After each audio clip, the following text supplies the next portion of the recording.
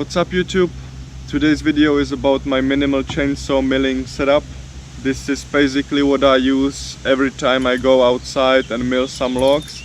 It's for people who want to keep it really minimal but still have good looking straight slabs out from logs.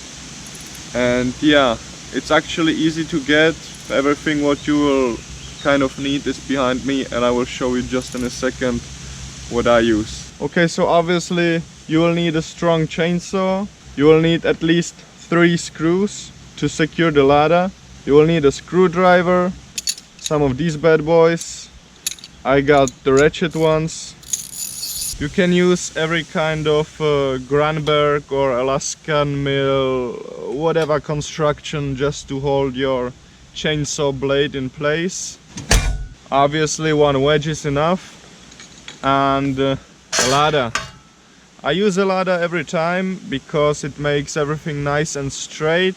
It also glides better on the surface, and your input cuts and output cuts are really clean because you don't have to level it up.